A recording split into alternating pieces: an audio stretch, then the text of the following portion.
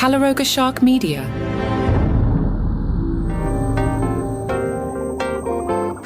Hi there, I'm Johnny Mac with your daily comedy news, a daily briefing on stand-up comedy, comedians, and the comedy industry. You know, today you're getting somewhere between 2,000 and 4,000 inches of snow. Hope everybody's doing okay out there. I've got some industry stuff I want to do in the second half, but let me catch up a little more with Jerry Seinfeld's conversation with Nate Bargatze and Polestar. Jerry was curious, and I'll use Jerry's phrasing here. What are you playing with lately that's new and fun? Nate said, I have this AI chunk that I'm playing with. I got one thing I want to try. My wife always puts the blow dryer in the sink. It's like if I grab the toaster and set it in an empty bathtub, it's just waiting to happen. It was only that idea, and I never had a place to put it. And I have this marriage counseling chunk now. I haven't tried it yet, but I'm excited about it because I think I could put that in the show, and that's an idea I had maybe 12 years ago. When comics say, like, when do you stop trying a joke? I'm of the belief I never give up on a joke. I'll give up on it if it doesn't work. But if I know something's there, I always think I'm not a good enough comic to figure it out now, but it sits in your head and you could have something in like 12 years. Jerry said, someone was asking me about this, and I said, I have this joke about Frankenstein's sport jacket. Where did he think he was going, that he would wear a sports jacket? It's from 30 years ago, from 1995. Somebody said, how do you remember it? I go, we're hoarders. We don't throw things away. Why would I throw out anything that might have some value? Who knows when? Nate said, with younger comics, I wish they knew not to just put anything out on social media and weren't like, oh yeah, that could be a funny tweet. And you're like, you know, what would be better is just let it sit for 20 or 30 years and then find a place for it later that elevates it into some big memorable thing. Can't you do both? Like if we had Twitter 30 years ago, you think people would be like, I don't know, Jerry Seinfeld did that Frankenstein thing as a tweet at 2:42 on Thursday, October 13th. I don't know. Not a comedian. Nate said, your act is everything. My act is the only reason I can do anything I want to do, and I try to protect it. Good follow-up by Jerry. What do you think about comedians feeling like they're ready to do a special? This is the thing I've been talking to somebody about Netflix about. It seems to be a little bit of an issue of undercooked specials that could have used a little more time. Wow. Imagine being the guy at Netflix who's probably Robbie Praw and Jerry Seinfeld is pointing out your specials are undercooked. That's really interesting, Jerry says. But of course, the platform wants the content. The comedian wants the check. What's your thinking? Nate said, they're going too early. That's where social media can work. What we had coming up was Comedy Central, which is very important. You went through Premium Blend, live at Gotham, where you did 8-minute sets. A couple years later, you got a Comedy Central half hour and then an hour. Hopefully by then you could start touring. Then Netflix came and all this stuff. Before I taped this special, I've done 150 shows. That's not even including the clubs I went to before heading out. So 150 to 200 hours before I tape it. I get to poll every audience in America. I might be opening with something at the beginning. I end up putting towards the end that fits better. You need to take your time to have it flow. I don't want to feel like I'm cramming something in. It's really good stuff for Nate. Then I'll move on. Nate said, comedy clubs are like, well, how many followers do you have? And they're like, I got to get followers if I want to get on stage at a comedy club. It's not a bad route. You're trying to create so much content, but I don't think people will realize how hard it is to create an hour's worth of material. Every time you're done, you think, I'll never do that again. You feel like you just got done with a special and you're like, I don't know what to do. Nothing's funny. I'm terrible. And you're making comics build online audience, or they do crowd work. If you want to be a Matt Rife kind of phenom, you're not. Doesn't mean it doesn't work, but it doesn't mean the likelihood of you getting to be Eddie Murphy doing 2 specials out of the gate. That's 1 in a million. It's already 1 in a million to make it as a stand-up comedian. Good stuff. You'll find this in Polestar. HBO's documentary Mel Brooks, the 99-Year-Old Man, is out. Dave Chappelle recalls spending time with Mel Brooks, who directed Chappelle in Robin Hood Men in Tights. Chappelle tells a story. Sometimes take me to lunch, and his old friend Carl Reiner was directing a movie on the next soundstage, and then at some point, the two of them started doing the 2,000-Year-Old Man, the greatest comedy routine by 2 of the greatest comics, and me as the audience, I'll never forget it. Then I met his wife. She comes and says, oh, Mel says so many wonderful things about you.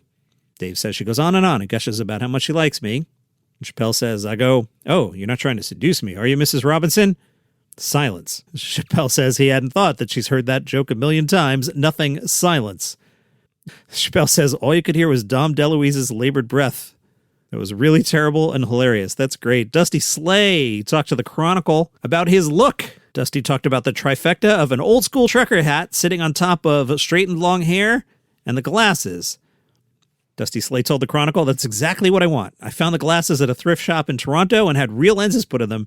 So yeah, after I found those glasses, I thought these are ridiculous enough, but also cool enough that I'm going to rock these.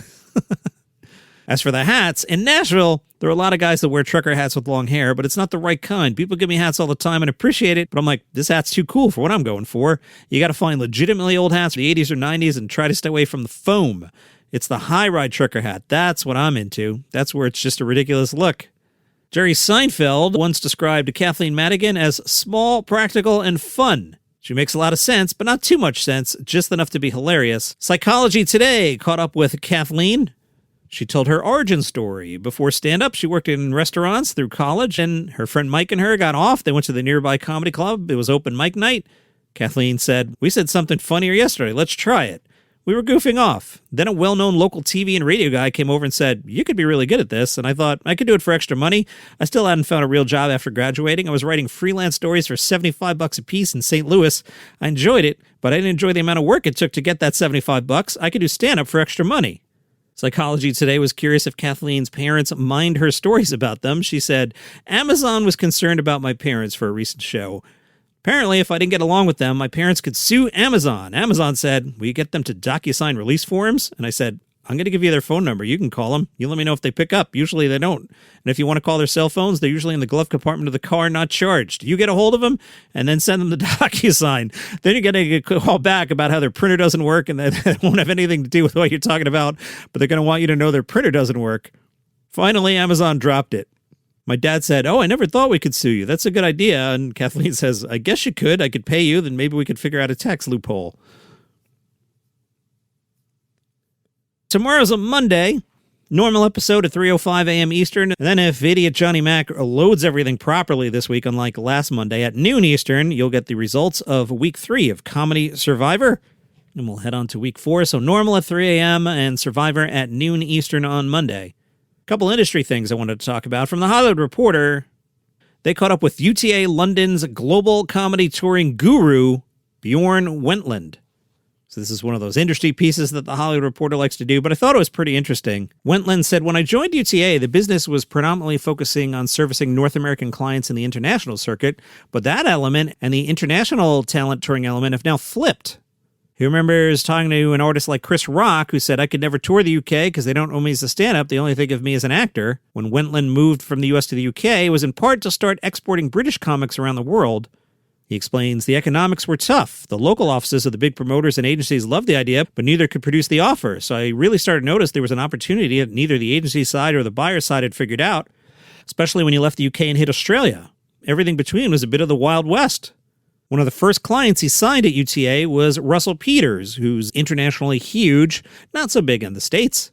Said Russell Peters is the OG of international touring. He was touring internationally and trying to figure it out long before anybody else in the industry really did, and it became the story of we could do this right. An up-and-comer of sorts they're talking about is Vittorio Angeloni. I've talked about him on this podcast, seen him with my own eyes. He's very funny. Wentland says Vittorio's one of the most exciting voices. He's an Italian-Irish comedian who grew up in Belfast. He had a traditional agent set up here and said, "It's not what I need." So he went for this bespoke model of representation where he came to us for live. They also talked about Max Amini. Now, remember late in 25, Max's name came up and I was like, who is that? And none of you called me on it. So I don't think you're all behind my back watching Max Amini, but apparently Max is like quietly super huge. Max was the first Iranian-American artist to headline Madison Square Garden and sell out the Kia Forum in LA. Wentland said, "We did 3 shows in Sydney last time. Do we do 5 next time, or do we go to an arena?" It's those kind of questions. And he now not only does a show in English, but in some markets he'll go in and also do a show in Farsi. And the other industry piece I want to talk about was behind the scenes at the Golden Globes Awards. This from Deadline, the topic, the comedy category. Deadline writes, 2 years into that category, optimism among comics has curdled into something closer to resignation. Deadline writes, in conversations with comedy insiders, including managers, agents, executives, and stand-ups themselves, a consistent critique emerges. The Globe's comedy category simply has a little to do with the best of the art form. That's how I felt about the podcasting category. That's not a shot at Amy Poehler. Amy's wonderful. Her podcast is wonderful, but that award did not represent podcasting in all its forms. One manager told Deadline, people who really know and love comedy think the category's a joke. I know it has little or nothing to do with who's actually making great comedy right now. Comedy's in this weird place right now where everybody thinks it's important and what comedians have to say really impacts society, and yet there seems to be very little emphasis on quality or artistic merit and a lot of just heat and attention and buzz and controversy and gossip. Deadline says sources largely agree that the 18 comedians nominated so far represent a narrow view of stand-up shaped more by celebrity and familiarity than by the breadth of the form. Voters seem to have opted to nominate those familiar to them from film and television. Same note on the podcasting award. Everyone from Trevor Noah and Sarah Silverman, Ali Wong, and Brett Goldstein. One comedian compared it to the 1989 Grammys when Jethro Tull beat out Metallica for the Best Hard Rock Metal Performance Award. One insider said, I think comedy people are looking at it like, well, they're picking the names of the people they want at the ceremony, and that's what it is, so they can have cocktails with them at the party and take selfies. Same note on the Podcasting Award. Sources argue the Globes are failing stand-up on two fronts. First, they're disconnected from what audiences actually watch. They use examples as arena-filling comics like Nate Bargatze and Gabe Iglesias. Second, the awards exclude YouTube specials entirely. One source pointed to Maximini, who comes up for the second time today.